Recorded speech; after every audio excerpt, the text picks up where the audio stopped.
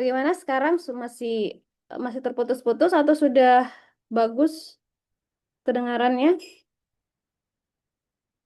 Oke. Ibu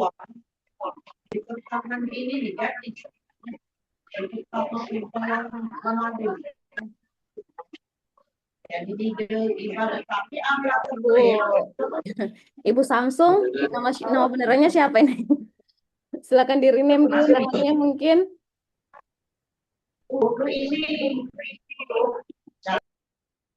Oh, di sana masih ada yang bersekolah di hari Sabtu ya? Ya, karena sekolah SD 2000-nya harus keluar kan dikit, Win. Ibu Samsung ini nama benerannya siapa? Masa Samsung? Oh, bentar, Bu. Ya, masih sekolah ya di hari Sabtu ya.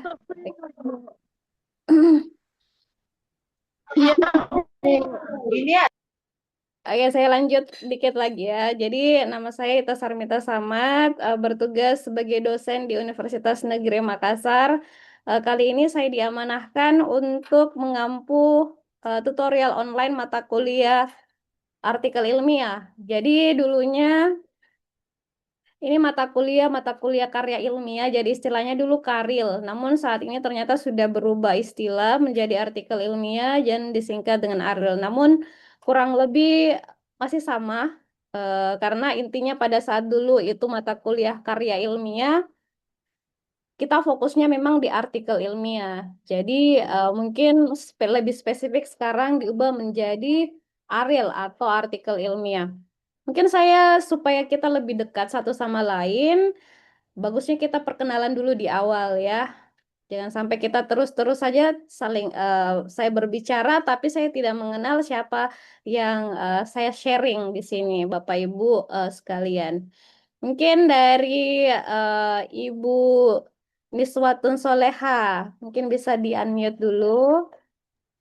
Mungkin bisa dijelaskan di mana bertugasnya atau sekarang berdomisili di mana. Silakan Ibu. Baik, Ibu. Assalamualaikum warahmatullahi wabarakatuh. Waalaikumsalam warahmatullahi wabarakatuh.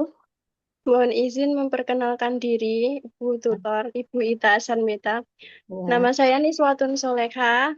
Saya dari Blora, Jawa Tengah. Oh, Jawa Tengah, baik. Sekarang Ibu Ya, Bu. kerjaannya apa di sekolah? Untuk untuk saat ini saya bekerja di kantor kecamatan, Bu. Oh, Dulunya di sekolah, oh tapi iya. sekarang pindah di kantor kantor kecamatan. Tapi kalau hari Sabtu memang tidak berkegiatan ya? Sabtu Minggu kebetulan libur, Bu. Oh iya. 5 hari kerja. Oh iya. Makasih banyak Ibu Niswa, salam kenal, salam sehat. Kemudian Iya, ya Ibu. mungkin kita ke Ibu Ulpatus Safitri. Baik, Bu. Terima kasih. Assalamualaikum warahmatullahi wabarakatuh. Waalaikumsalam warahmatullah. Perkenalkan, nama saya Ulfatu Safitri. Saya dari Trenggalek, Jawa Timur, Bu. Oh Untuk baik. dan saya itu mengajar di PAUD. Oh Terima PAUD. Ya, kasih. iya. Kalau PAUD mungkin Sabtunya libur ya? Kak, masuk, Bu. Sebenarnya masuk. Tapi hari ini saya izin tidak Oh, masuk. berarti nanti kita bisa atur kembali ya waktunya yang lebih kondusif untuk kita semua. Baik, mungkin tadi sudah perempuan dua orang, sekarang Bapak Iwan mungkin. Silahkan. Ya. Assalamualaikum warahmatullahi wabarakatuh. Waalaikumsalam warahmatullahi wabarakatuh. Perkenalkan, nama saya Iwan, Ya. asal dari Bandung, Bu, Jawa Barat. Oh, Masya Allah ya. Sehari-harinya Bapak di mana? Di sekolah, Bu, di SD Markidam. 5 hari kerja. Ya, 5 hari kerja. Iya, berarti Kebetulan hari ini libur. ya Sabtu aman berarti ya. Ya, Ya, makasih Bapak Iwan. Selanjutnya kita ya ke sama-sama. Ibu Nila Fauzia. Baik, Ibu, terima kasih. Assalamualaikum warahmatullahi wabarakatuh. Waalaikumsalam warahmatullahi. Selamat pagi Bu Ita dan teman-teman. Perkenalkan nama saya Nila Fauzia, asal Semarang, sekarang domisili di Semarang. Iya. Sehari-hari kerja kerja Sehari-hari ngajar di SD di Semarang. Semarang juga. Sabtu libur. Ini masuk tapi agendanya KKJ. Oh, iya iya iya. Oh, berarti masih banyak yang masuk Sabtu ya. Selanjutnya mungkin Ibu Lintang Ayu.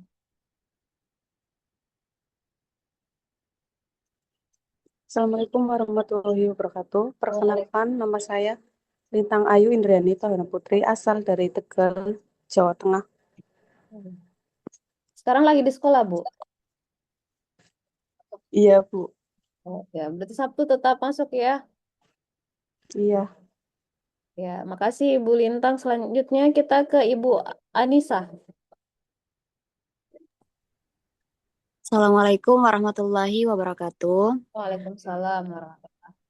Perkenalkan, nama saya Anissa. Saya berdomisili di Kepulauan Riau, Batam, dan kegiatan saya sehari-hari mengajar, Bu.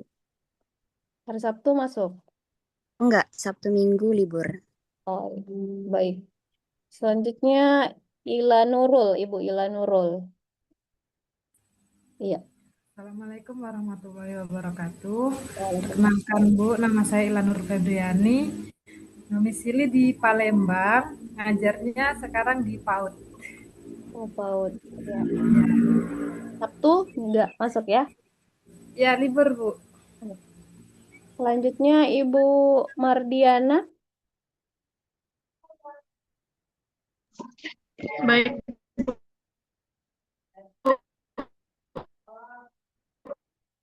Ya, Ibu Mardiana, gangguannya. Assalamualaikum warahmatullahi wabarakatuh. Waalaikumsalam warahmatullahi wabarakatuh. Perkenalkan, ya, Pak. Perkenalkan, nama saya Mardiana, saya dari Kabupaten Muara Enim, Sumatera Selatan. Sekarang Ibu di sekolah. Dan pekerjaan sehari-hari ada di apa, Bu? Sekarang di mana? Di Muara Enim, Bu. Maksudnya di sekolah ya?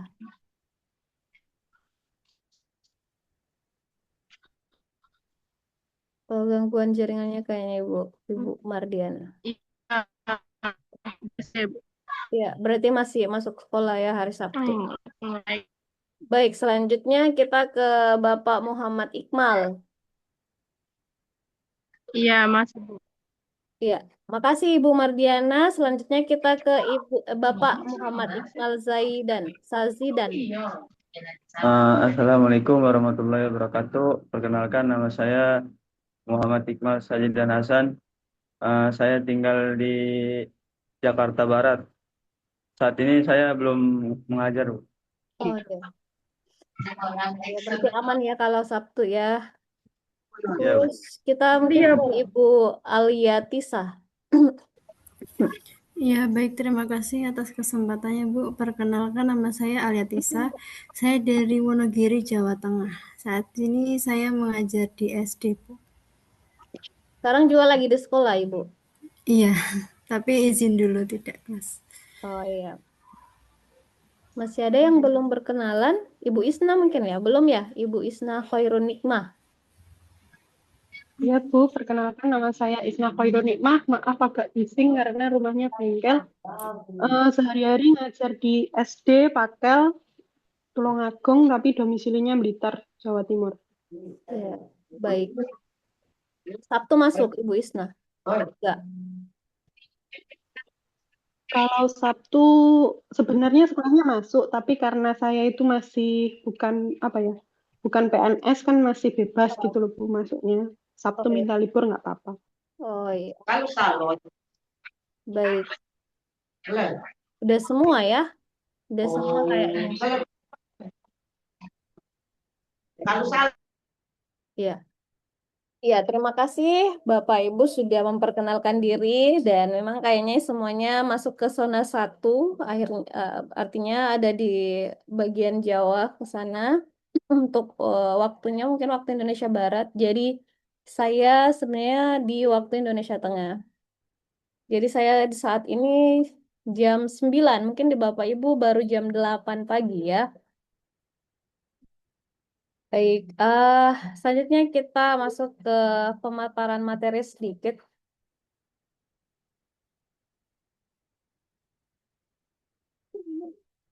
Mungkin saya harap Bapak Ibu sekalian sudah pernah membaca atau mempelajari materi-materi secara asinkronus yang ada di e-learning Universitas Terbuka.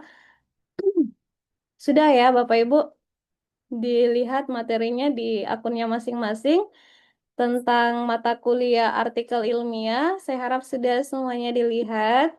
Sehingga pada kesempatan hari ini kita sisa mengulang-ulang kembali, merefresh kembali apa yang Bapak Ibu telah pahami sebelumnya. Kita diskusikan atau kita sharing bersama hari ini. Sebelum kita lanjut, mungkin saya ingin mengetahui apakah Bapak Ibu, apa yang terlintas eh, di pikiran Bapak Ibu ketika mendengarkan artikel ilmiah. Apa yang terlintas? Apa itu artikel ilmiah menurut Bapak Ibu? Mungkin ada yang bisa sharing.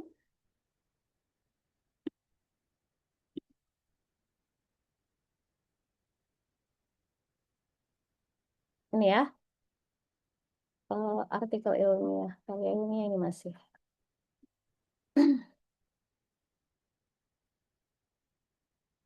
Oke, jadi ini ada skema. Saya yakin Bapak Ibu sekalian sudah melihat e-learningnya semua dan mungkin sudah memperhatikan alur atau skema aktivitas belajar untuk mata kuliah artikel ilmiah yang akan kita lalui sampai 14 kegiatan belajar. Dan sekarang saat ini kita sudah ada di kegiatan belajar 2 yang mana kita mengadakan tutorial webinar. Jadi kegiatan belajar 1 itu sudah Bapak Ibu telah melakukan belajar mandiri atau secara asinkronus dengan membaca, kemudian mempelajari semua materi-materi yang ada di e-learning ini di kegiatan belajar 1 tentang overview atau gambaran umum bagaimana mata kuliah artikel ilmiah ini. Kemudian kegiatan belajar 2 hari ini kita fokus bagaimana ini ada pemantapan konsep dan ketentuan karil. Apa konsepnya, konsep karya ilmiah itu seperti apa, atau artikel ilmiah itu yang akan kita pelajari seperti apa, kemudian ketentuan atau persyaratan-persyaratan mata kuliah ini seperti apa. Nah, itu yang akan kita bahas hari ini. Namun kita lanjut, ini ada, jadi Bapak Ibu nanti Bapak Ibu akan punya 4 tugas. Tapi tugasnya ini secara berkelanjutan. Jadi tidak bisa kalau Bapak Ibu langsung masuk ke tugas 2 tanpa mengerjakan tugas 1 dulu. Jadi upayakan Bapak Ibu mampu memanage waktunya. Saya tahu Bapak Ibu punya kesibukan yang lain di luar, tapi mohon untuk memperhatikan tugas-tugasnya agar tidak kelabakan di akhir. Jadi tugas-tugasnya itu harus dikumpulkan tepat waktu, karena nanti ketika tugas satunya itu tidak dikumpulkan berdasarkan deadline-nya atau batas akhir waktunya, maka Bapak Ibu tidak bisa lagi kehilangan nilainya di tugas itu. Sementara tugas nilai akhir Bapak Ibu akan diakumulasikan berdasarkan seluruh tugas yang telah dikumpulkan. Sehingga akan minus nilainya ketika ada salah satu tugas yang tidak dikumpulkan tepat waktu. Jadi diperhatikan batas waktunya ya Bapak Ibu. Kemudian nanti di kegiatan belajar 4 kita akan ada tutorial webinar lagi untuk yang kedua. Jadi tugasnya ada 4 dan tuwebnya juga ada 4. Jadi nanti untuk tuweb kedua kita akan membahas tugas 1. Jadi sebelum kita ketemu lagi untuk kedua kalinya, Bapak Ibu sudah menyelesaikan tugas 1. Nanti saya jelaskan tugas satunya apa ya. Dan hari ini nanti diingatkan saja kepada saya untuk membuat WA grupnya agar kita lebih mudah berkomunikasi melalui WA grup. Karena kadang mungkin ada yang jarang buka e-learningnya ya, jarang buka pesannya. Kita mungkin lebih terbiasa dengan WhatsApp group ya. Jadi nanti kita upayakan untuk mengadakan WhatsApp group untuk memudahkan kita berinteraksi atau berkomunikasi secara langsung. Nah, mungkin nanti di final, di akhir, di kegiatan belajar 4, Bapak Ibu sudah harus memiliki artikel final. Artinya, ada satu artikel ilmiah yang telah Bapak Ibu hasilkan di akhir. Dan ini akan dicek plagiasinya. Dan ketika plagiasinya di atas 30%, otomatis Bapak Ibu tidak bisa melulusi mata kuliah ini. Jadi upayakan apa itu plagiasi? Plagiasi itu kalau misalkan kebanyakan copy paste dari hasil karya orang lain atau menjiplak ya. Nah, itu yang tidak diperbolehkan. Kalau tingkat contekan Bapak Ibu itu lebih dari 30%, nah itu saya tidak bisa untuk memberikan nilai kelulusan. Jadi saya juga sebenarnya tidak terlalu strict, namun ketika standar 30% itu tidak bisa dipenuhi, saya juga tidak bisa apa-apa karena di sistem itu akan kelihatan yang mana yang tinggi tingkat conteknya, yang mana yang rendah, yang mana yang bisa diluluskan, yang mana yang tidak bisa. Ya, mungkin seperti itu. Saya perlihatkan dulu aktivitas belajar kedua. Di sini ada pemantapan konsep. Kita hari ini ada di sini. Kemudian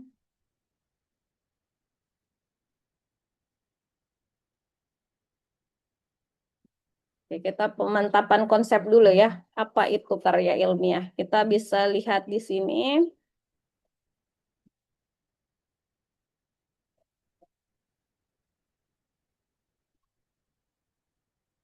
Oke. Di sini di materinya masih karya ilmiah yang ini belum disesuaikan dengan nama mata kuliahnya ya. Tapi sebenarnya sama saja sih karya ilmiah, artikel ilmiah. Artikel ilmiah merupakan salah satu bentuk dari karya ilmiah itu sendiri. Nah, bagaimana sih konsep karya ilmiah atau karil? Namun sekarang namanya aril.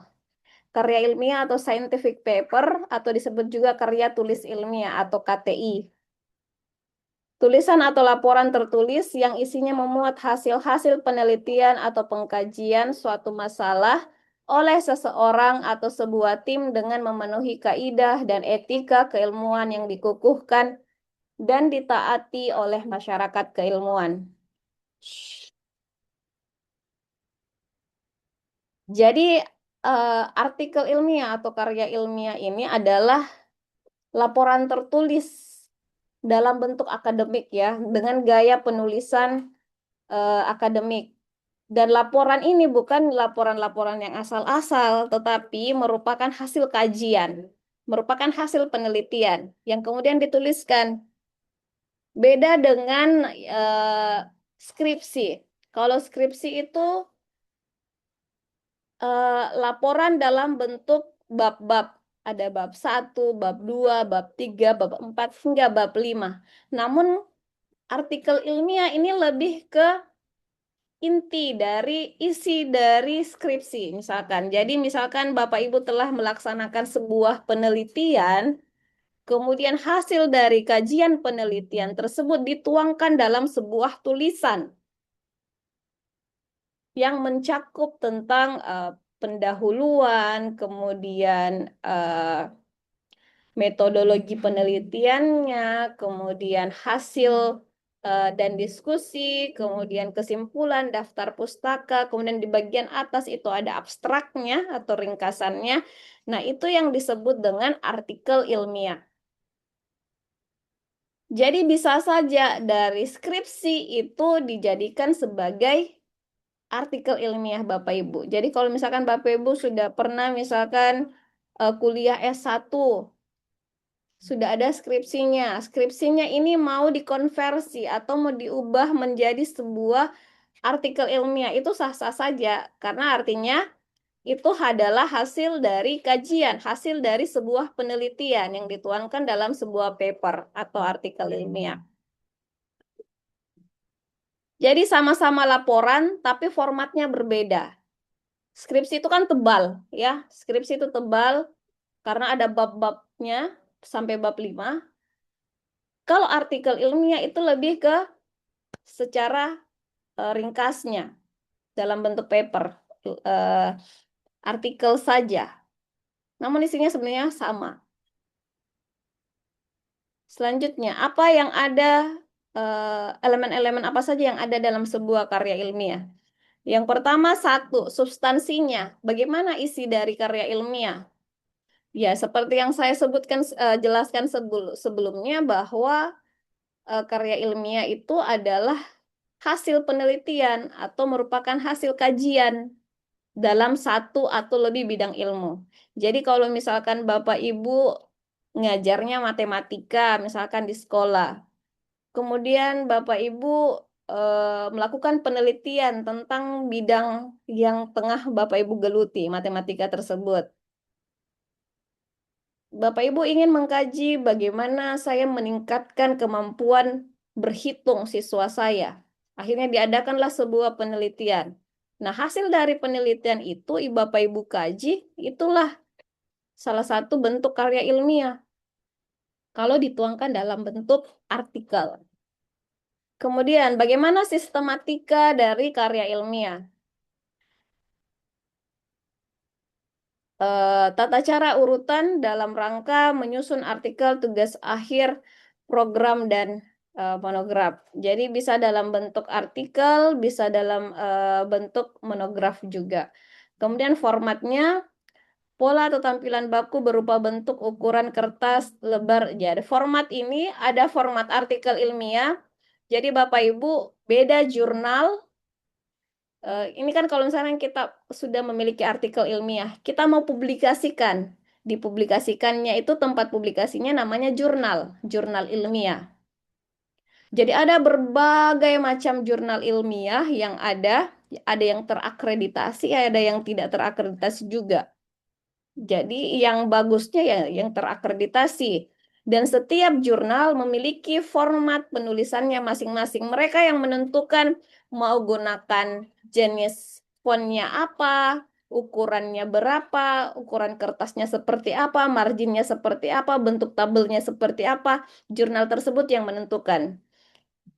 Jadi ketika kita mau mempublikasikan karya ilmiah kita di sebuah jurnal, kita harus melihat format penulisannya mereka itu seperti apa. Itu biasanya ada template di setiap jurnal, website jurnal. Itu bisa kita download sehingga penulisan kita bisa mengikuti format yang telah jurnal tersebut tentukan. Karena kalau kita tidak sesuaikan, kita tidak bisa lulus atau kita tidak bisa di accepted, tidak bisa diterima masuk artikel kita ke dalam jurnal tersebut ketika tidak mengikuti gaya penulisan yang mereka telah tentukan. Itu baru dari segi formatnya, belum dari segi substansi. Mereka akan menilai substansi dari artikel ilmiah kita, apakah layak mereka publikasikan atau tidak. Tapi ketika sudah format penulisannya saja sudah tidak sesuai, pasti mereka tidak lihat lagi substansinya. Jadi meskipun substansi kita mungkin bagus, tapi karena format kita, penulisan kita tidak sesuai dengan apa yang mereka tentukan, nah sia-sia saja karena pasti mereka langsung tolak tanpa membaca. Oke, selanjutnya gaya atau style. Penggunaan ragam dan langgam bahasa, cara penalaran, cara penyajian, ilustrasi, itu semuanya sudah ditentukan juga. Jadi tidak sembarangan kita menulis, ada style tertentu yang harus kita ikuti dalam menyusun sebuah artikel ilmiah. Ya, begitu ya Bapak Ibu. Mudah-mudahan bisa dipahami. Kalau misalkan ada pertanyaan, boleh langsung acukan tangannya saja ya, menggunakan itu ada icon untuk hands on, ada icon untuk angkat tangan di Zoom-nya masing-masing kalau mau bertanya boleh. Kemudian kriteria artikel ilmiah. Bagaimana sebuah karya itu bisa dikatakan sebagai sebuah artikel ilmiah? Tentu yang pertama harus mengikuti kaidah penulisan karya ilmiah. Jadi sebelum menulis, Bapak Ibu tentu harus memperhatikan kaidah-kaidahnya, aturan-aturannya, seperti apa. Kemudian yang kedua adalah bebas plagiasi. Ini saya sudah singgung tadi sedikit. Plagiasi itu apa? Plagiasi itu adalah nyontek atau mengklaim punya orang lain sebagai punya kita. Mengambil karya orang lain sebagai milik kita. Itu namanya plagiasi. Itu tidak dibolehkan, sangat tidak dibolehkan dalam dunia akademisi. Jadi bagaimana supaya tidak ini sebagai plagiasi? Ya Bapak Ibu jangan langsung copy paste. Ada kaidah dalam mengkutip hasil karya orang lain. Jadi mungkin hasil yang kita bahas, ada kajian, mungkin hasil penelitian kita didukung oleh hasil penelitian orang lain. Kita ingin mengutip bahwa hasil penelitian saya sesuai dengan hasil penelitian sebelumnya oleh si A, misalkan. Tapi tetap yang punya si A ini meskipun ditulis ulang harus dicantumkan nama si A di situ. Jadi jangan langsung di copy paste tanpa menambahkan nama sumbernya. Jadi jangan lupakan untuk menambahkan nama sumbernya karena kadang kita tidak bermaksud untuk plagiasi sebenarnya.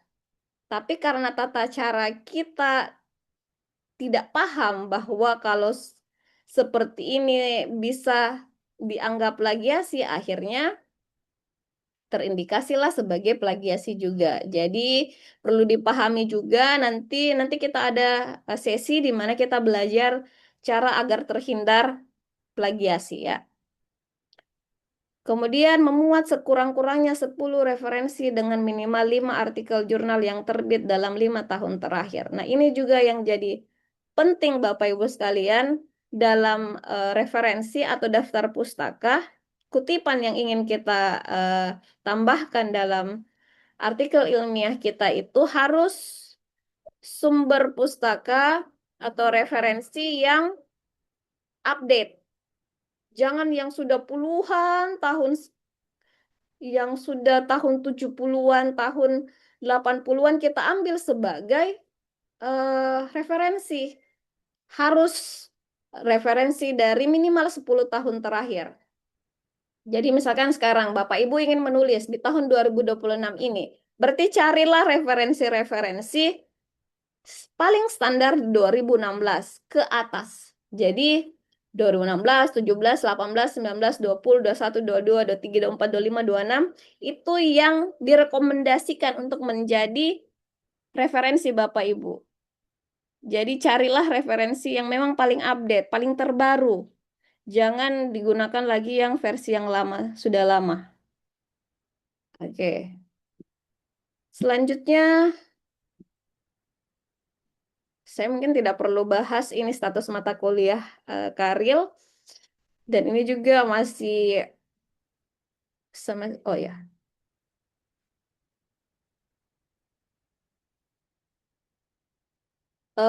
Bapak Ibu, apakah saat ini sementara kuliah ini juga PKP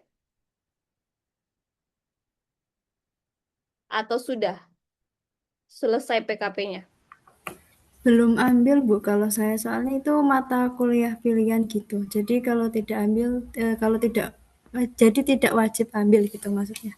Oh iya. Tapi Bapak Ibu sekarang ini apakah sudah ada penelitian yang dilaksanakan atau seperti apa? Ada mata kuliah yang kemudian mengharuskan sebuah penelitian? Tidak, kalau saya tidak Bu. Yang lainnya? Sama, semua yang lain? BK mungkin Bu. Tugas 5. Katanya buat suruh Kenapa Ibu terjun ke Isma? lapangan. BK Bu. BK? Mata kuliah BK. Ya. Oh, mata kuliah BK bagaimana? Suruh buat video atau apa konseling gitu. Berarti kan itu juga terjun ke lapangan. Mengambil data gitu ya? Iya. Iya, karena dulu waktu beberapa beberapa beberapa kali saya apa namanya mengampu mata kuliah ini itu biasanya berdampingan dengan mata kuliah PKP sehingga sejalan.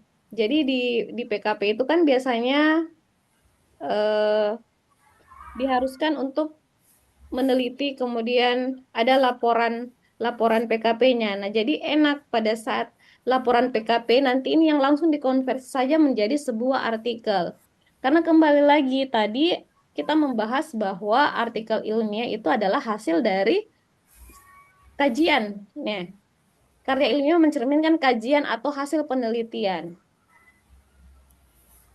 Jadi ada data hasil penelitian yang akan kita bahas dalam sebuah paper, dalam sebuah artikel.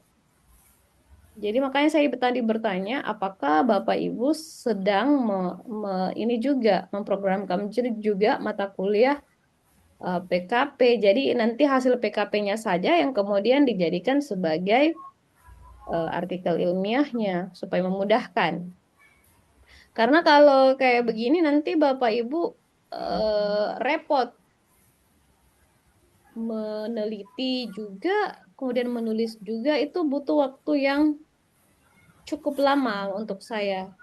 Eh, Dalam pengalaman saya selama ini, eh, penelitian itu ya butuh waktu yang cukup lama. Sementara mata kuliah Karil ini hanya dalam waktu kurang lebih 2 bulan. Oke, nanti kita pikirkan bersama bagaimana Bapak Ibu menyelesaikan artikel ilmiah. Baik, mungkin itu untuk pemantapan konsep. Atau ada yang mau bertanya dulu terkait yang sudah dijelaskan tadi? Silahkan. Permisi Bu, saya mau tanya sebelumnya. Iya, silakan. Eh, Kalau misalnya nanti kan kita buat karil ya Bu. Nah Ya. itu kalau misalnya nanti kita punya satu artikel yang kita jadikan acuan begitu. Nah nanti uh, apa namanya karya kita itu adalah membahas tentang itu gitu Bu. Nah terus nanti ada istilahnya mungkin literatur review begitu Bu atau bagaimana ya? Oh, iya. Jadi tentu ada kajian pustaka ceritanya ya, gitu ya. Iya, jadi dulu kan saya pernah belajar sedikit ya Bu tentang karya ilmiah gitu. Nah itu kalau buat itu ambil satu artikel yang buat acuan begitu. Nah kita menjabarkan gitu, Ibu. Nah, Oh, ya. iya. Tentu ada beberapa referensi atau pustaka yang akan kita gunakan jika sesuai dengan topik yang kita bahas dalam sebuah artikel. Tentu akan ada seperti itu, namun kita hanya tidak yang satu pustaka satu kajian seluruhnya di dalam satu paragraf misalkan tidak seperti itu, tetapi nanti step by step kita akan ada tugas yang seperti itu sebenarnya Bu. Di tugas satu kayaknya itu deh tugas satunya. Jadi bagaimana cara Bapak Ibu sebenarnya kita mau agar Bapak Ibu memiliki kemampuan untuk mensintesis hasil-hasil karya ilmiah orang lain untuk dimasukkan sebagai pendukung dalam hasil penelitian di tulisan Bapak Ibu.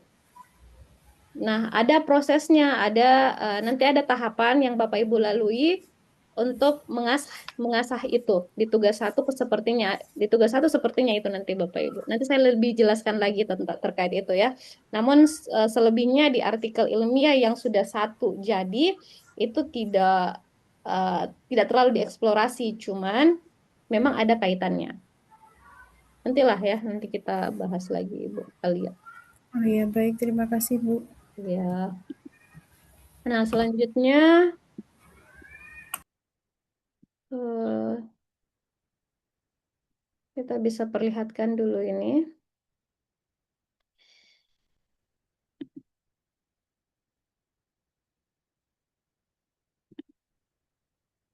Kok begini?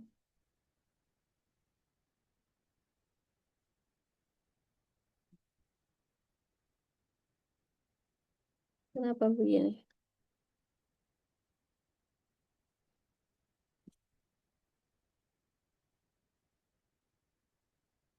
Kita ambil contoh di sini saja dulu ya. Nah, ini ada contoh. Nah, ini ada contoh artikel ilmiah, ada judulnya dulu. Jadi, ini ada judul Kapabilitas Proses Kinerja Layanan Mal Pelayanan Publik Kota Bogor. Ini judulnya. Masing-masing jurnal itu memiliki format penulisan judul masing-masing. Ada yang seperti ini yang meminta agar huruf kapital seluruhnya. Tapi ada juga yang maunya setiap kata, setiap awal kata yang di huruf kapitalkan. Misalkan di sini kapabilitas, kita cuma diminta huruf K-nya saja yang huruf kapital. Kemudian P-nya saja yang huruf kapital diproses. K-nya saja di kinerja yang huruf kapital. Jadi tergantung jurnalnya ya. Jadi makanya saya tadi bilang bahwa setiap jurnal, di mana yang akan kita tuju jurnalnya, kita harus melihat template-nya. Kita harus melihat gaya penulisan yang mereka minta. Kalau dia minta judulnya harus ditulis huruf kapital seluruhnya, ya harus seperti itu. Kita tidak boleh semena-mena mau menulisnya satu saja huruf kapital. Ya, jadi harus diikuti. Kemudian di bawah judul itu biasanya ada nama penulisnya. Nah, khusus untuk mata kuliah artikel ilmiah ini aturannya adalah yang menjadi penulis pertama seperti ini. Penulis pertamanya adalah Lia Lestari. Untuk mata kuliah artikel ilmiah ini penulis pertamanya adalah nama kalian, nama mahasiswanya. Kemudian nanti di penulis kedua adalah dosen pembimbing mata kuliah ini. Jadi nama saya nanti yang akan tertulis di sebagai penulis kedua. Nah, di sini adalah afiliasinya. Afiliasinya artinya kampusnya ya. Di sini kan Liah Lestari itu sebagai penulis satu. Nah, yang satu di sini berarti ini adalah afiliasi dari Liah Lestari. Dia adalah mahasiswa program studi statistika Fakultas Sains dan Teknologi Universitas Terbuka. Berarti nanti saya di sini dosen karya ilmiah Fakultas Keguruan dan apa Ilmu Pendidikan Universitas Terbuka. Oke. Kemudian abstrak. Ada yang tahu apa itu abstrak? Ada yang tahu apa itu abstrak, Bapak Ibu? Mungkin ringkasan atau gambaran umumnya, Bu, dari penelitian atau karya Iya, ilmiah. iya betul sekali. Jadi abstrak ini adalah gambaran umum isi dari artikel ilmiah ini. Nah, jadi ada abstraknya, ringkasan. Ringkasan tanpa kita membaca keseluruhan isi ke belakangnya ini, kita sudah tahu gambaran umumnya dari mulai dari latar belakangnya, kemudian tujuannya, selanjutnya ada metode yang dia gunakan apa, hasilnya seperti apa, kesimpulannya seperti apa, itu tertulis dalam sebuah abstrak atau ringkasan. Nah, di bawah abstrak ini ada kata kunci. Kata kunci itu biasanya ada eh, standarnya adalah 3 sampai 5 kata kunci atau keywords. Kalau di sini ada 3 ya, ada kapabilitas proses, kemudian pelayanan publik, dan distribusi tidak normal. Mohon izin dulu Bapak Ibu ya, saya kebelet ke toilet sebentar ya. Bentar-bentar.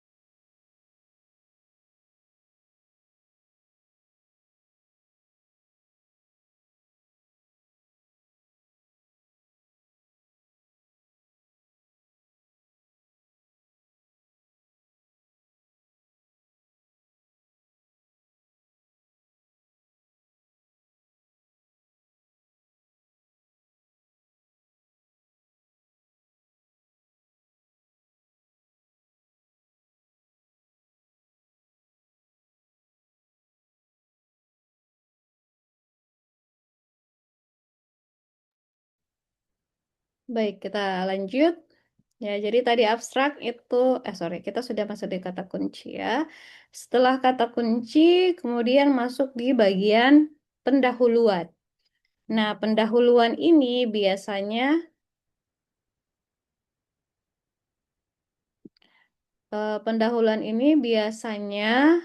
eh, terdiri atau mencakup membahas tentang latar belakang, kenapa kemudian eh, ini dikaji, topik ini dikaji, kemudian eh,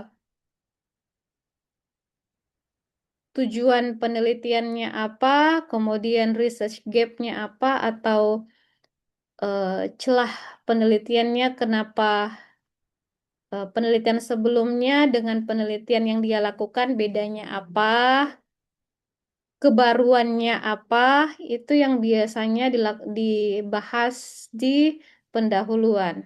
Nah, di pendahuluan juga itu sudah menggunakan beberapa kajian pustaka seperti yang dikatakan Ibu Aliatisa tadi. Jadi tidak tersendiri poinnya untuk kajian pustakanya ya, tetapi langsung dikaitkan pada saat kita misalkan membahas sebuah eh, pernyataan. Misalkan seperti ini. Kapabilitas proses ini merupakan suatu ukuran kinerja kritis yang menunjukkan proses mampu menghasilkan sesuai dengan spesifikasi produk yang diterapkan oleh manajemen berdasarkan kebutuhan dan ekspektasi pelanggan. Ini berarti diungkapkan oleh Gaspers tahun 2002. Jadi kita langsung saja mengutip referensi yang sesuai dengan apa yang sedang kita kaji. Jadi tidak lagi dibuatkan sebuah poin tertentu ada di bawah. Misalkan kita mau tambahkan lagi setelah pendahuluan. Kita mau taruh misalkan di sini kajian pustaka. Itu tidak ya. Tidak lagi seperti itu. Kajian pustaka itu ada di bab 2 untuk skripsi atau tesis. Nah, kalau di artikel ilmiah dia sudah melebur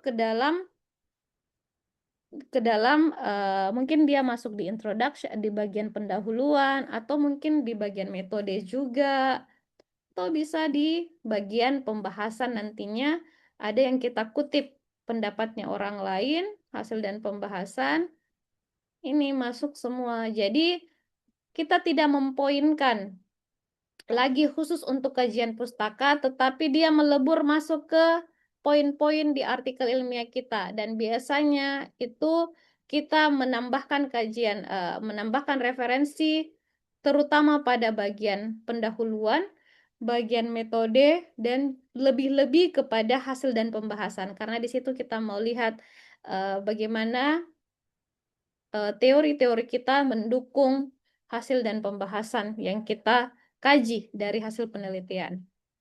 Nah, selanjutnya setelah pendahuluan tadi, kita masuk ke bagian metode. Metode di sini yang dimaksudkan adalah metode penelitian, metodologinya. Kita gunakan desain penelitian apa, kemudian instrumen penelitiannya, apakah dalam bentuk wawancara, ataukah mungkin dalam bentuk tes, ataukah mungkin dalam bentuk survei, kuesioner, dan lain-lain sebagainya. Observasi mungkin, ya. Jadi di situ harusnya kita jelaskan di bagian metode. Tentukan dulu desain penelitiannya apa, apakah kuantitatif kah, ataukah kualitatif, ataukah merupakan campuran dari kuantitatif dan kualitatif. Setelah itu ditentukan instrumennya. Dijelaskan instrumen yang saya gunakan, observasi kalau misalkan observasi, tes kalau misalkan tes. Kemudian kalau tesnya dalam bentuk apa? Kalau dalam bentuk observasi, observasinya seperti apa? Itu harus dijelaskan dalam bagian metode. Nah, setelah menjelaskan terkait dengan instrumen yang digunakan, selanjutnya Bapak Ibu jelaskan lagi terkait dengan teknik analisis datanya. Bagaimana cara Bapak Ibu menganalisis hasil dari data yang telah diperoleh. Misalkan tadi dikatakan bahwa instrumen yang digunakan adalah observasi. Nah, setelah hasil observasi ini, Bapak Ibu sudah memiliki data. Bagaimana Bapak Ibu menganalisisnya? Itu yang dijelaskan dalam teknik analisis data. Nah, itu semua masuk ke metode. Itu yang dibahas di metodenya. Ini teknik analisis datanya dia gunakan. Nah,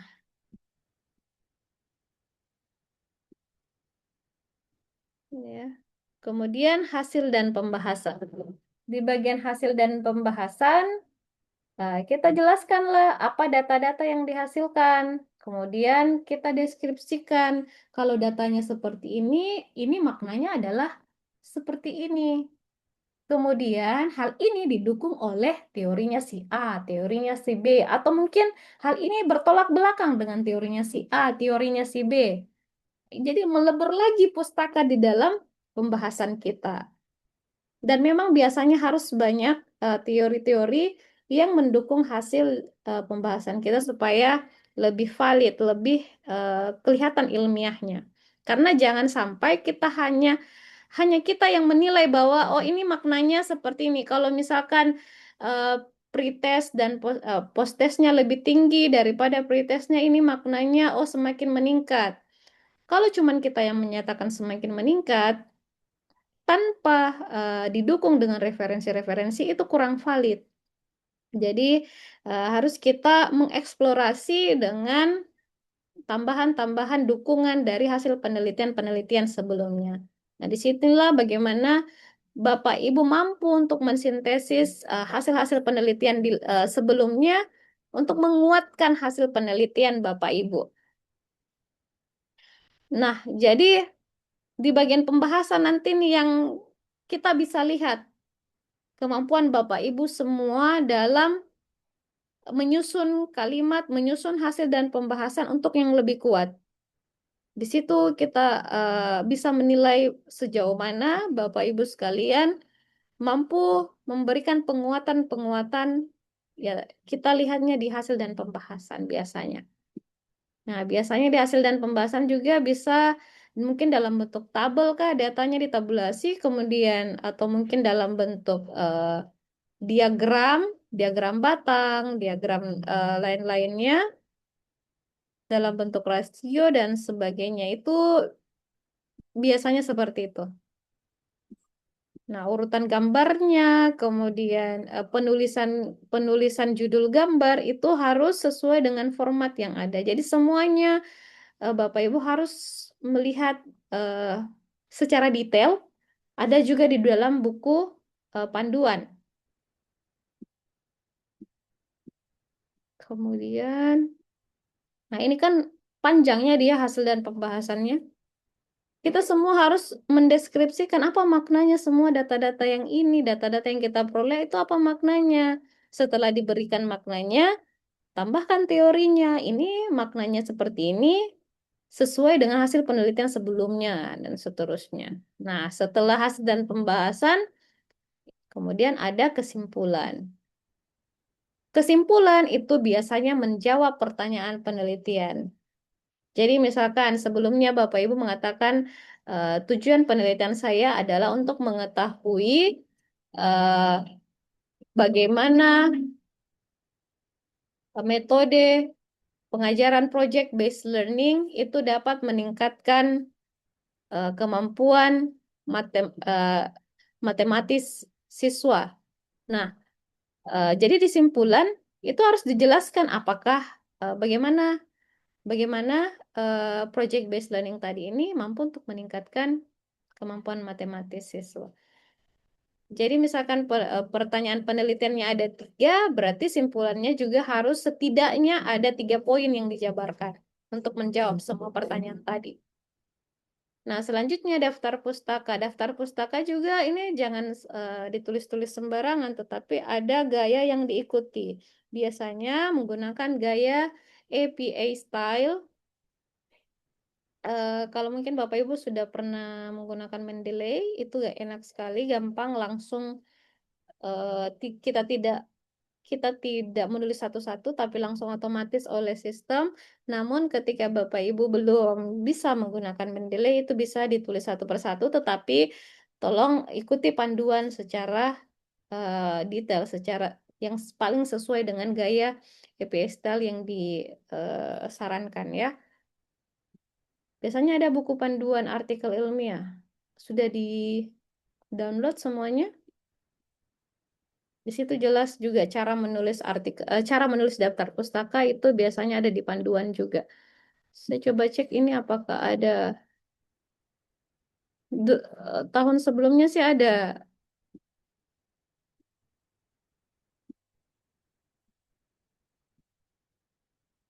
Nih panduan nih ya. Jadi ada di sini Bapak Ibu. Ini Bapak Ibu bisa download di aktivitas belajar pertama.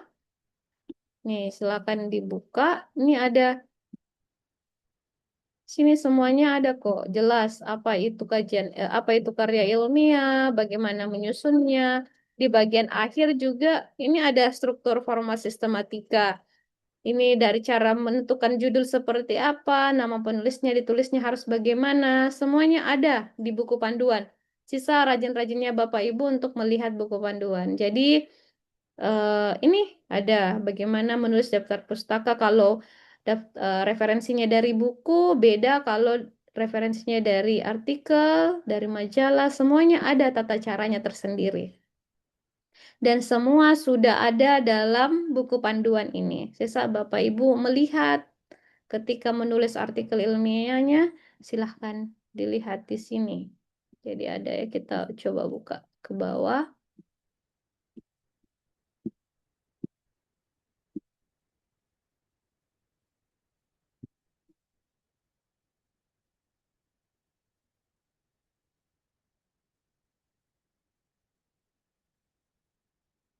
Ini semua ada tugas-tugas, tata cara mengerjakan tugas, kemudian, ini lampiran ya. Oh, ini baru bab 1. Ini bab 2, ini ada judul, ada identitas, abstrak, pendahuluan, metode. Judul itu harus seperti apa, semuanya sudah ada di buku panduan. Nih, ada tertulis nama penulis terdiri atas nama mahasiswa sebagai penulis pertama dan nama tutor atau pembimbing sebagai penulis kedua. Ya. Dan di nama penulis itu tidak mencantumkan gelar akademik, Bapak Ibu ya. Misalkan saya tidak usah ditulis lagi SPD MPD-nya. Karena memang di artikel itu tidak perlu menggunakan gelar.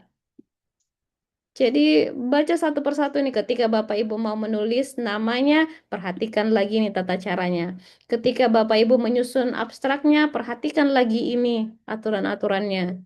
Ketika Bapak Ibu hendak menulis pendahuluannya, perhatikan dulu lagi ini tata caranya supaya runut. Bapak Ibu menulisnya sesuai dengan kaidah yang benar. Karena semuanya sudah ada di panduan, sisa Bapak Ibu mengikuti.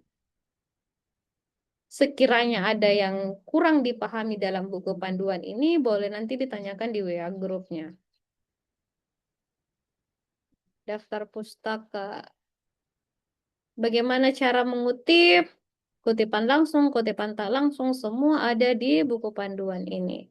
Menghindari parafrase, menghindari plagiasi dengan parafrase itu juga bisa Bapak Ibu baca. Di sini penulisan daftar pustaka. Bagaimana kalau kita mengutip dari buku, kemudian penulisnya tunggal atau cuma satu orang? Gini caranya. Tulis dulu nama orangnya, kemudian tahunnya, kemudian judulnya ini ditulis miring, judul bukunya. Kemudian nama penerbit. Nah, kalau buku, kemudian penulisnya lebih dari satu, seperti ini. Tanda dannya pakai simbol, bukan ditulis dan. Jadi semua yang sedetail itu harus diperhatikan. Kemudian judul bukunya yang dicetak miring. Beda lagi kalau penulisannya dari jurnal. Kalau dari jurnal, ininya yang nama jurnalnya yang dicetak miring. Kalau tadi kan judulnya ya, kalau buku tadi judul bukunya, tapi ini judul artikel itu tidak dicetak miring, dia tetap gini. Yang dicetak miring itu, yang italic itu yang justru nama jurnalnya. Jadi beda penulisannya. Semuanya harus diperhatikan dengan baik. Jadi Bapak Ibu tolong di-download ini buku panduannya, sudah lengkap sekali di dalam tata caranya, mulai dari judul, abstrak, sampai pada bagian daftar pustaka, semua ada. Bahkan ada lampiran untuk contoh-contoh eh, ini, contoh-contoh daftar pustakanya, contoh format penulisannya, itu semua ada contoh-contohnya dalam lampiran. Jadi sudah lengkap sekali dalam buku panduan sisa Bapak Ibu memaksimalkan apa yang sudah ada ini untuk dibaca-baca, diikuti. Oke.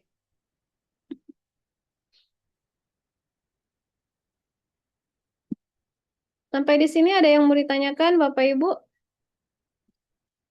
Oh, saya belum buat form. Oke, silakan Ibu Isna.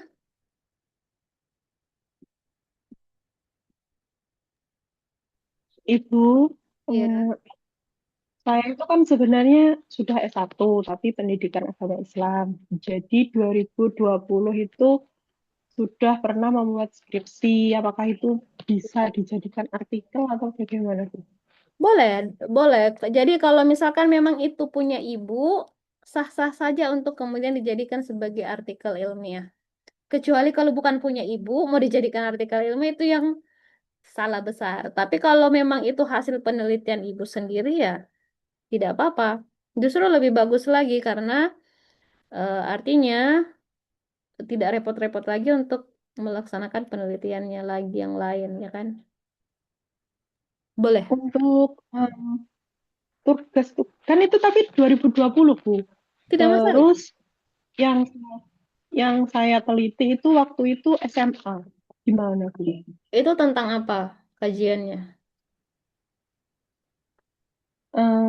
Penggunaan metode mind mapping itu pengaruh apa tidak terhadap hasil belajar sama minat belajar atau apa ya, Bu? Saya lupa. Ya, enggak masalah. Segi, Iya, nggak boleh. apa-apa. Boleh. Itu nanti dikonversi menjadi artikel ilmiah. Kan kalau skripsi dia itu masih per bab-bab ya. Bab 1, 2, 3, 4. Iya. Nah, nah itu nanti yang dikonversi, dibuat formatnya mengikuti format artikel ilmiah. Karya. Ya, seperti itu. Tidak apa-apa, tidak masalah. Jadi lebih diringkas lagi, begitu ya, Bu? Iya, ikuti saja. Misalkan di bagian pendahuluan isinya ada apa saja. Nah, ambillah di bagian skripsi yang mengikuti itu. Misalkan di panduan itu kan, di pendahuluan itu kan harusnya ada latar belakang, kemudian tujuan penelitian, kemudian mungkin kebermanfaatan penelitian. Nah, itu ambil isi-isi poin-poin yang ada di skripsi yang sesuai dengan apa yang harusnya diisikan di bagian pendahuluan. Tapi dia tidak pakai poin-poin lagi ya, bukan lagi latar belakang ini. Eh, tujuan tidak dituliskan lagi per poin-poin, tetapi dijabarkan dalam sebuah paragraf, dalam bentuk paragraf-paragraf, digabung. Ya, nanti Tapi itu kan dulu saya ngerjakan. kenapa? Saya ngerjakannya kan 2020 ya, Bu. Saya mengerjakannya kan 2020. Otomatis kan referensi saya tahun penggunaan buku terus jurnal yang saya ambil itu kan 2020 ke belakang. Itu bagaimana, Bu? Iya, boleh, tidak masalah. Artinya 10 tahun terakhir dari 2020 ya. Lalu untuk Tapi yang kalau memang misalkan ada yang memang terupdate hari ini, itu boleh-boleh saja. Lebih bagus lagi kalau misalkan Ibu tambahkan dengan referensi yang paling up to date, tapi masih relevan dengan punya Ibu. Itu lebih bagus lagi. berarti boleh pakai skripsi itu tidak perlu melakukan penelitian, hanya saja mengupgrade kajian teorinya, gitu Bu. Ya, boleh. Jadi datanya yang bisa boleh diambil hasil penelitiannya atau hasil datanya itu boleh itu yang diambil, tapi untuk kajian pustakanya boleh diupdate lagi ya. Baik, Bu. Lalu itu tadi kan di aktivitas belajar 3 itu kan ada tulisan untuk yang sudah pernah buat jurnal. Skripsi saya diupload apa tidak, ya, Bu? Tidak, itu yang dimaksudkan adalah artikel ilmiah. Itu bukan masih skripsi ya kan? Nah, ini yang dimaksudkan adalah Iya. kalau misalkan Bapak Ibu sebelumnya ada yang sudah pernah menulis dan mempublikasikan artikelnya di sebuah jurnal. Bapak Ibu tidak perlu lagi mengikuti kegiatan ini, cukup itu yang diupload sebagai bukti bahwa Ibu telah ada hasil ilmiahnya yang dipublikasikan.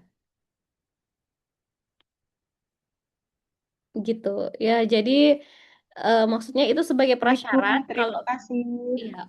Jadi kalau misalkan ada di antara Bapak Ibu yang sebelumnya mungkin sudah ada yang publis atau publikasikan artikel ilmiahnya di sebuah jurnal terakreditasi ya, jurnal terakreditasi. Artinya ya Bapak Ibu tidak perlu lagi mengikuti tuton ini, langsung bisa lulus begitu karena sudah ada hasil karyanya yang dipublikasikan di sebuah jurnal terakreditasi. Sisa menunjukkan buktinya dengan mengupload artikel tersebut. Gitu maksudnya.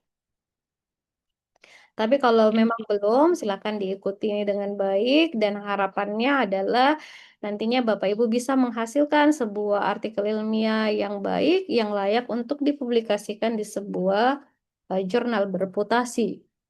Gitu. Ada lagi yang mau ditanyakan? Bu, saya mau tanya Bu, ini karirnya ini topiknya harus yang pendidikan ya Bu? Kalau misalnya berbeda bidang gitu, apakah boleh ya Bu? Contohnya berbeda seperti apa? Soalnya dulu saya pernah ikut karya tulis begitu Bu, tapi yang dibahas itu adalah ekonomi atau apa gitu Bu. Pokoknya rumpunnya ekonomi begitu. Nah itu dan sepertinya juga tidak ada kaitannya dengan pendidikan seperti itu Bu. Jadi itu boleh atau tidak? Tapi Ibu ada datanya gitu, data hasil penelitiannya. Datanya itu ada Bu sepertinya. Di tahun kapan itu? Sudah di tahun 2019-an Bu. Ini yang menjadi saya sebenarnya ingin sekali memudahkan Bapak Ibu sekalian. Maksud saya ketika Bapak Ibu sudah pernah melaksanakan sebuah penelitian atau pengambilan data, sebelumnya data ilmiah yang saya maksudkan ya. eh, itu yang nantinya mengefisienkan waktu Bapak Ibu supaya tidak lagi berlama-lama di pengambilan data. Jadi kalau misalkan seperti yang tadi, yang sudah punya skripsi, artinya dia sudah pernah meneliti sebelumnya, sudah ada datanya sebelumnya, sisa ini yang mau dikonversi hasilnya masuk ke gaya penulisan artikel ilmiah. Nah, itu boleh, jadi bisa mengefisienkan waktu. Kalau misalkan toh Bapak Ibu sudah memiliki sebuah data kajian, itu boleh-boleh saja. Nah ini yang saya harus pahami, harus saya konfirmasi, pastikan topiknya tentang apa dan datanya itu hasil apa, diperoleh menggunakan instrumen apa, Bu Alia? Waktu itu kuesioner Bu. Kuesioner. Iya. Tapi belum ada yang publikasikan itu ya, maksudnya sebelumnya hasil hasil tersebut, hasil penelitian tersebut belum dikaji, belum dipublikasikan, belum dituliskan artikelnya. Waktu itu belum ya sepertinya Bu, karena itu iya sepertinya belum karena itu ya cuman dibuat untuk lomba gitu Bu, jadi buat Iya. sendiri gitu ya. Ya, tidak masalah, tapi nanti sisa di ini yang penting sudah ada database-nya, sudah ada data hasil penelitian, sisa itu nanti yang dikaji. menggunakan format penulisan artikel ilmiah yang kita pelajari. Oh iya, tapi itu oh gini Bu, jadi itu kan dibuat lomba ya Bu, dan kemungkinan itu sudah di-upload ke jurnal atau jurnalnya apa? Saya kurang ini. Itu tim Bu. Bagaimana kalau seperti itu? Oh, berarti sudah tidak bisa. Kalau memang sudah pernah dipublikasikan, Ya. berarti Iya. iya, berarti sudah tidak bisa itu. Oh ya Kalau udah sudah berarti. dipublikasikan sebelumnya ya. Ya baik. Mungkin ada Bapak Ibu yang lain yang mau bertanya lagi sebelum saya jelaskan terkait tugas satunya.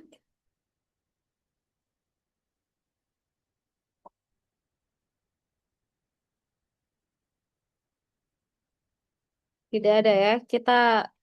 Selanjutnya kita bahas tugas satu kalau begitu. Nah, di aktivitas belajar 3 itu ada tugas satunya. Saudara mahasiswa diharapkan mengumpulkan tugas ini tepat waktu. Saya jelaskan dulu seperti apa tugasnya. Yang pertama, menuliskan judul artikel karya ilmiah yang akan saudara kaji. Jadi tentukan dulu judulnya, lihat tata cara penulisan judul yang tadi sudah dibahas, ada di buku panduan lengkap caranya. Kemudian mengunggah file artikel yang memuat rumusan permasalahan, rangkuman, minimal 5 jurnal bereputasi, dan minimal 5 buku terbitan 10 tahun terakhir. Nah, ini nanti saya bisa perlihatkan formatnya, atau mungkin saya upload formatnya di WA Group. Nanti kita buat WA grupnya, nanti saya share format tugasnya seperti apa ya. Jadi nanti ada 5 jurnal bereputasi, kemudian 5 buku terbitan 10 tahun terakhir yang Bapak Ibu rangkum. Ini yang saya maksud tadi, bagaimana mengeksplorasi kajian pustaka. Saya kira kalau untuk pengumpulan tugas, saya yakin Bapak Ibu sudah tidak perlu dijelaskan lagi, pasti Bapak Ibu sudah bisa semua ya cara untuk menguploadnya. Yang mungkin bermasalah itu cara menyelesaikannya, tugasnya ya. Untuk mengumpulkan saya rasa bisa semua. Sisa apa yang mau dikumpulkan ini? Yang harus penjelasan. Oke. eh saya coba cari-cari dulu formatnya. Masih ada. Oh ya, ini ada.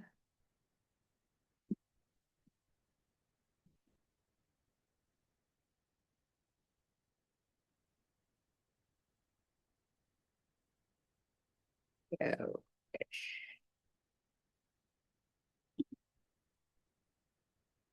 ini kelihatan ya. Jadi nanti tuliskan nama ibu, nama bapak ibu, kemudian NIM, judul artikelnya tulis di sini, kemudian rumusan masalahnya apa saja. Nah, ini minimal 5 referensi jurnal, lebih dari 5 juga lebih bagus lagi. Jadi di sini ada tabelnya. Ini khusus untuk artikel. Jadi artikel 1, artikel 2, artikel 3, artikel 4, artikel 5. Standarnya 5. Kalau mau 6, 7, 8 lebih bagus lagi. Nah, di sini tuliskan dulu judul artikel tersebut. Misalkan Bapak Ibu cari di Google. Bentar, saya coba.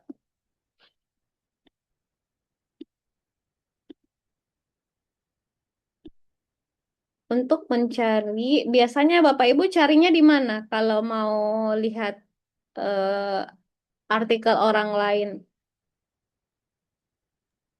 Cari referensi biasanya Bapak Ibu di mana? Di Google Scholar mungkin Bu. Ya, ya salah satunya adalah di Google Scholar.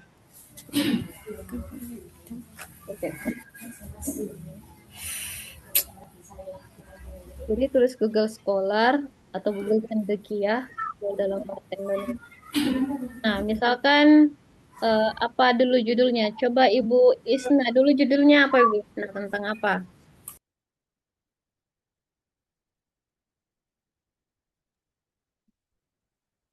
pengaruh metode pembelajaran mind mapping terhadap kreativitas dan hasil belajar siswa pada mata pelajaran pendidikan agama Islam di kelas 10 di SMA Mapping terhadap apa? kelas 10 di SMA Negeri 1 Semarang. Iya, pengaruh metode mind mapping Terhadap kreativitas dan hasil belajar sudah. siswa Oke, dan hasil belajar pada siswa. Eh, dan agama. dulu diuploadnya di repository kampus Bu, tapi Jadi ini ada eh, ketika Bapak Ibu sudah menuliskan misalkan judulnya di atas ini tadi, ini sudah muncul semua, Bapak Ibu bisa filter lagi, misalkan rentang khususnya. Kan tadi dibilangnya 10 tahun atau 5 tahun terakhir ya. Jadi sekarang 2000 eh 2020 misalkan sampai 2026. Nah, di sini ditelusuri. Jadi dia akan muncul semua yang terbitan antara 2020 sampai 2026 saja di sininya nanti. Nah, ini yang ada PDF begini berarti ada PDF-nya. Nanti Bapak Ibu sisa membuka. Misalkan ini, pengaruh mind mapping terhadap berpikir kritis dan hasil belajar siswa. Ini mirip sekali dengan punya Ibu tadi. Jadi ini sisa diklik kanan, terus di open link in new tab supaya di sini yang tadi di sini itu tidak hilang. Bisa kita ke tab yang lain. Jadi di sini open link in new tab. Nah, di sini muncul, oh, dia langsung ke PDF-nya ya. Bisa langsung terdownload.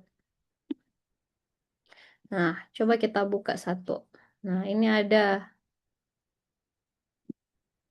Nah, nanti ini, judul ini, sisa Bapak Ibu masukkan di copy, kemudian masukkan di tugas yang tadi. Di sini dituliskan judulnya di sini. Nah, misalkan di artikel kedua ya, kita tuliskan judulnya. Nah, pengaruh mind mapping terhadap berpikir. Itu judul artikel. Kemudian nama jurnalnya apa? Kita lihat lagi nama jurnalnya. Oh, nama jurnalnya Jurnal Bimbingan dan Konseling Ar-Rahman. Kita copy, masuk ke nama jurnal di tabel yang ini. Kemudian, oh dia pakai ininya juga ya, volumenya. Nih, volume 10, dia sampai di sini di copy.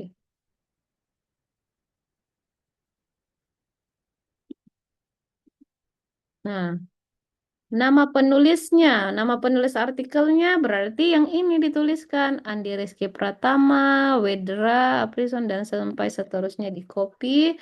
Kemudian dimasukkan di sini. Ini dihapus saja. Kemudian tahun terbit. Tahun terbitnya tahun kapan ini Bapak Ibu? Tahun 2024. Ini kan publish ya, terbit ya maksudnya ini publish. Berarti dia tahun 2024. Tahun 2024. Kemudian, nah sekarang bacalah ini artikelnya. Dia isinya tentang apa? Nah, Bapak Ibu tuliskan di sini rangkumannya di tabel di bawah artikel kedua ini. Oh, ini rangkuman artikel 1. Berarti nanti Bapak Ibu tulis rangkuman artikel 2 di sini. Jadi untuk rangkuman artikel yang ini, rangkuman tentang artikel yang ini tadi, karena dia masuk di artikel 2, Bapak Ibu tulis rangkumannya di sini. Apa isinya itu tadi? Tuliskan di sini. Begitu sampai ke rangkuman artikel kelima. Jadi ditambahkan saja nanti nih rangkuman artikel 4, rangkuman artikel 5, sampai seterusnya. Kalau Bapak Ibu punya artikel sampai 6, berarti sampai rangkuman artikel 6 di bawah sini. Nah, itu kalau artikel selanjutnya ke buku. Judul bukunya apa, nama penerbitnya siapa, nama penulisnya siapa, kota terbitnya di mana, sampai seterusnya, kemudian rangkuman buku 1, rangkuman buku 2, sampai seterusnya. Nah, untuk kerangka penulisan, Ibu tuliskan saja dulu, sesuaikan dengan format yang ada ya. Tadi Tadi kan mana ini? Tadi kan ini ada kerangka penulisan artikel ilmiah mulai dari judul. Jadi kayak buatkan seperti ini. Tadi Ibu, jadi kerangkanya di sini mulai dari judulnya. Saya ambil contoh di sini ya, coba. Tadi Ibu, Ibu siapa tadi? Ibu ini saya. Judulnya kan misalkan ambillah judul yang ini tadi. Ini buatkan ikuti dengan format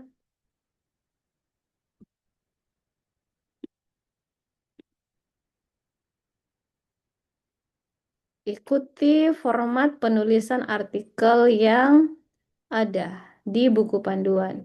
Coba kita ikuti ini saya. Ini kan dia gunakan huruf besar semua ya.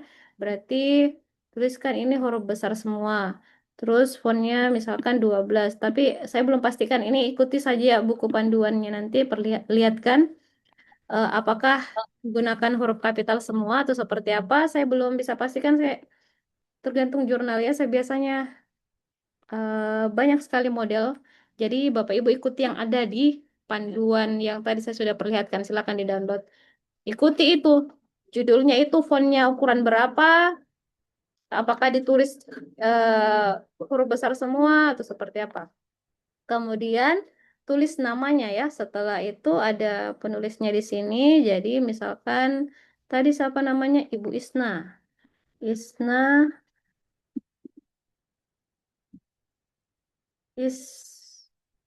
Isna sampai seterusnya ya. Isna Khairun. Khairun. Nikmah. Kemudian berarti nama saya setelah itu ya. Kita Sarmita Samad gitu. Nah, di sini ini dia Ibu Isna penulis satu, kemudian ini dia di kayak di penulisan kuadrat begitu di sini. Nah, kemudian saya sebagai penulis kedua.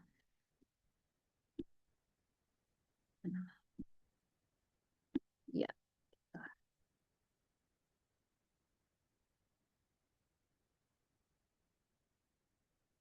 Nah, terus di sini ditulis afiliasinya seperti ini.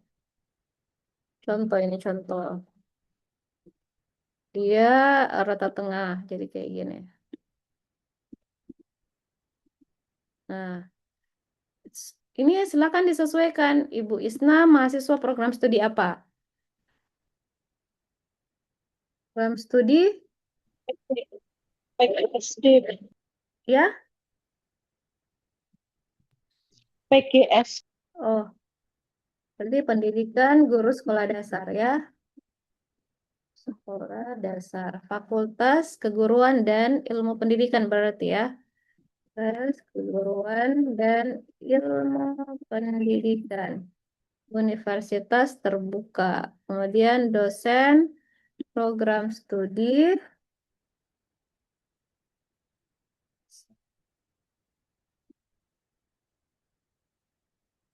eh, dosen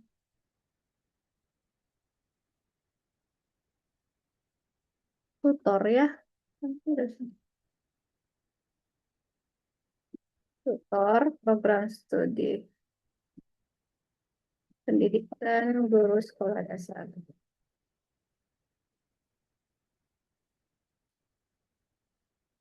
Sama saja ini.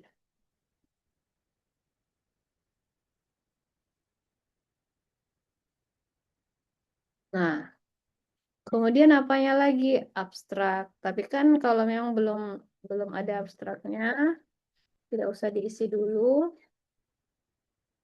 Pokoknya isi apa yang sudah ada. Misalkan di sini abstrak belum ada, kemudian lanjut ke bagian pendahuluan. Nah, tuliskan format ini atau kerangka ini sampai ke bawah. Kemudian isi poin-poinnya. Misalkan di pendahuluan mungkin Bapak Ibu sudah membuatkan latar belakangnya. Ini kayak masih drafting ya, masih draft. Latar belakangnya mungkin beberapa kalimat, kemudian nanti metode, mungkin Bapak Ibu sudah tentukan metodenya, mungkin pakai kualitatif, dituliskan saja beberapa yang sudah ada. Jadi kemudian hasil pembahasan sampai di daftar pustaka. Jadi buatkan kerangka artikel ilmiah, kemudian isi poin yang memang sudah ada sampai di daftar pustaka ya. Kalau memang belum ada isinya, tidak apa-apa, kerangkanya saja yang dibuatkan, poin-poinnya. Oke? Jadi kurang lebih seperti itu untuk tugas satunya, Bapak Ibu. Nanti ini saya upload di WA Group. Silakan mungkin kita bisa buat, atau ada yang mau bertanya dulu? Bu, saya mau bertanya lagi, Bu. Ya, silakan. Kalau Bu Isna ya, tadi kan sudah punya penelitian atau skripsi ya, Bu. Ya. Baru nanti kita kaji. Nah, kalau belum punya bagaimana ya, Bu?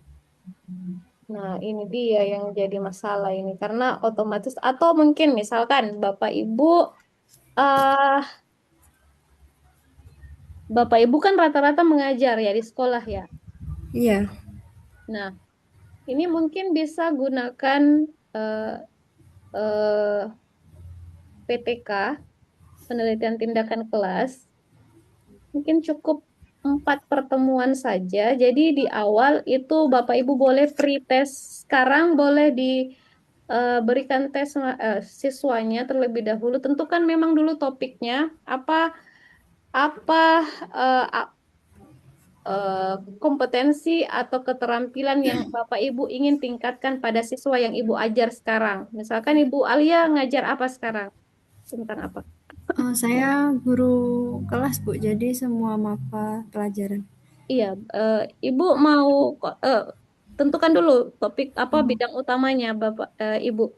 Oh ya, misalnya mungkin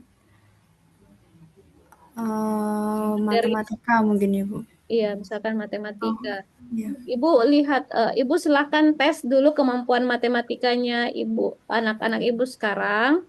Dikasih mungkin beberapa soal terkait dengan apa yang Ibu mau permantap. Ibu di guru kelas berapa? Guru kelas 4, Bu. Kelas 4 sekarang materinya tentang apa? Matematika itu ada piktogram sama diagram batang. Nah, misalkan Ibu mau meningkatkan pemahaman siswa terkait dengan diagram batang. Nah, diberikan dulu tes terkait dengan diagram batang ini di awal. Apakah ada bagaimana kemampuan awal mereka? Itu kita mau tes dulu supaya nanti ada perbandingan di akhir setelah Ibu beberapa kali misalkan 4 pertemuan Ibu sudah melaksanakan pengajaran terkait dengan diagram batang ini, apakah ada peningkatan nanti di akhir setelah 4 pertemuan misalkan Ibu ngetes lagi di situ kemampuannya. Jadi ada pre-test dan post-test yang akan jadi kan itu kurang lebih 1 bulan itu bisa lah ya dilihat. Jadi nanti otomatis metode yang Ibu yang Ibu ajarkan atau Ibu gunakan di dalam kelas adalah metode yang Ibu mau teliti. Nah, jadi tentukan dulu metode mengajar seperti apa yang Ibu mau bahas. Apakah ini nanti mampu metode, misalkan Ibu mau ngetes ya, mau menguji atau mengkaji bagaimana metode yang Ibu gunakan dalam mengajar diagram batang ini, mampukah untuk meningkatkan kemampuan matematika siswa dalam bidang diagram batang, dalam materi diagram batang seperti itu. Jadi mungkin bisa di awal-awal ini sudah diadakan dulu preliminary research ya, dites dulu, mau ditahu kemampuan awalnya supaya enak nanti. Jadi ketika dapat datanya bisa dibandingkan saja data pretest dengan data pretest. Yang lainnya mungkin bisa seperti itu. Kalau yang tidak di ini, kalau Bapak Ibu misalkan tadi ada yang di kecamatan ya kerja, dari yang di kecamatan. Eh, boleh itu mungkin mengkaji tentang eh, apa ya? Kalau di kecamatan itu masalahnya tentang apa ya? Itu kita menggunakan dengan metode kualitatif saja. Kalau misalkan dengan ini terlalu lama, kalau misalkan kuantitatif itu terlalu lama karena harus pre-test post-test, mungkin Bapak Ibu bisa gunakan dengan kualitatif. Kualitatif kan bisa dengan eh, wawancara, kemudian mungkin observasi, atau mungkin juga kuantitatifnya yang survei atau kuesioner. Jadi mungkin mau meneliti atau mengkaji tentang persepsi. Itu kan sisa apa namanya? Sisa mengambil datanya itu dengan cara menyebar kuesioner ke guru-guru misalkan atau kelompok KKG misalkan ya, pendapat atau mau melihat persepsi guru, kelompok kerja guru terhadap MBG misalkan. Persepsi eh, guru-guru di satuan pendidikan apa begitu, di kelompok pendidikan apa begitu terkait dengan eh, pengadaan MBG di sekolah-sekolahnya. Nah, buatkanlah instrumennya dulu, instrumen surveinya, kuesionernya. Nah, setelah itu sisa hasil dari survei itu yang di apa diolah datanya. Tidak perlu lagi dengan mengajar beberapa kali pertemuan baru kita bisa mengetahui apakah ada peningkatan atau tidak. Karena kalau kualitatif seperti itu, kalau cuma persepsi-persepsi kan bisa disebarkan menggunakan dengan survei yang mungkin waktunya lebih efisien atau tidak terlalu membutuhkan waktu yang lama untuk mengambil data. Ya, jadi sisa ini saja Bapak Ibu. Mungkin nanti kita bisa sharing lagi di grup. Bapak Ibu bisa bertanya apakah kalau seperti ini boleh Ibu atau seperti apa. Jadi Bapak Ibu bisa mengajukan judulnya di grup, terus nanti saya bisa ngecek apakah efisien waktunya untuk waktu kita yang sangat terbatas ini, apakah bisa diselesaikan artikel ilmiahnya. Kalau judulnya seperti itu nanti boleh di-share di grup ya. Nah, sekarang mungkin karena waktu sangat terbatas, boleh kita eh, mungkin kita bisa tentukan dulu ketua tingkat, ketua ini ya, untuk mata kuliah karir yang bisa koordinasi, mengatur teman-temannya, bisa membuatkan WA group, boleh satu orang, boleh satu orang.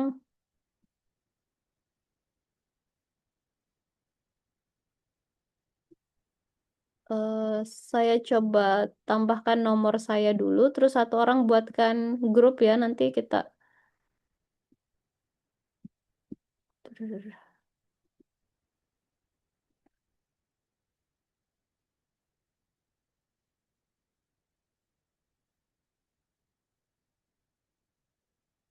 Mungkin Ibu Alia ya, bisa ya Ibu Alia dikoordinasi teman-temannya, silakan dibuatkan grup chat, tambahkan nomor saya, kemudian dikirim link grupnya di sini supaya teman-teman bisa langsung gabung.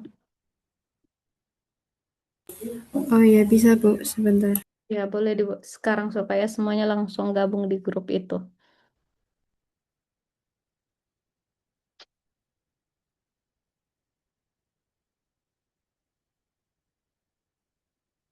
Nanti untuk pertemuan web kedua, nanti kita bisa sharing di grup juga untuk terkait waktunya supaya lebih untuk yang memudahkan semuanya di jadwalnya kapan.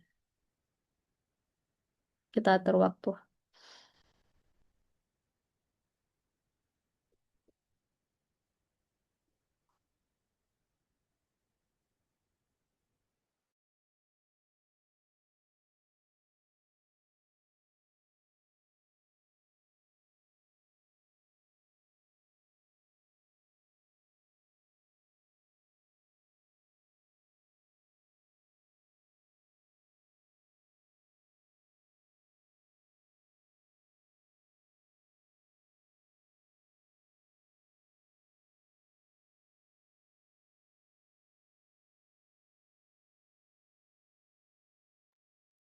Untuk absennya bagaimana, Bu?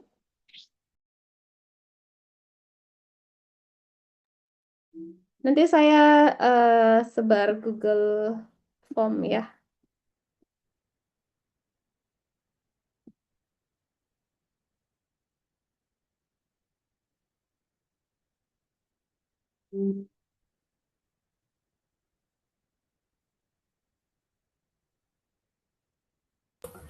Sudah ya Ibu? Sudah masuk atau belum? Coba cek ya.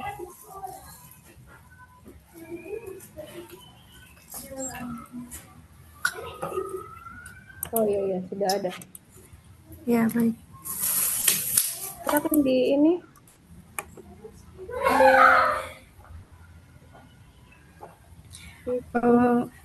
Ibu bisa share link atau saya jadikan admin dulu ya? Jadi harus dari admin dulu kayaknya.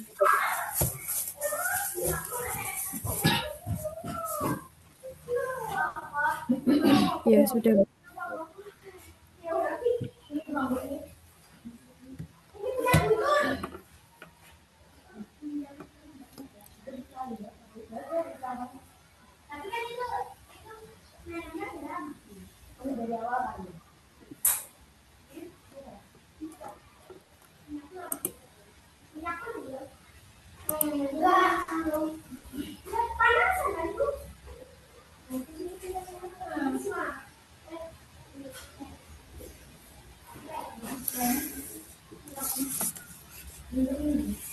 Ya, coba Bapak Ibu klik link yang ada, saya kirim di chat grup.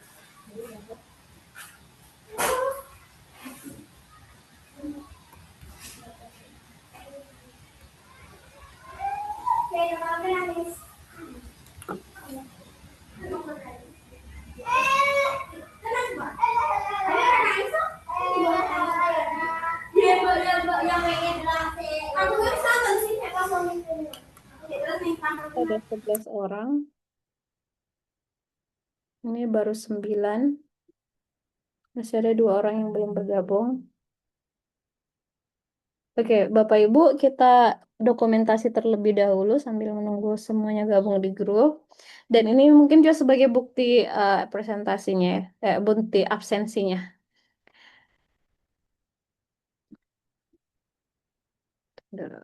Wih. Tunggu.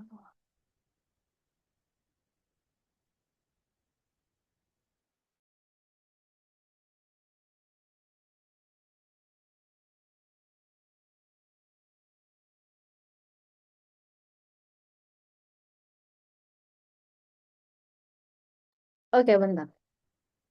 Satu, saya dokumentasi ya. 1, 2, 3. Oke, saya share di WA grup.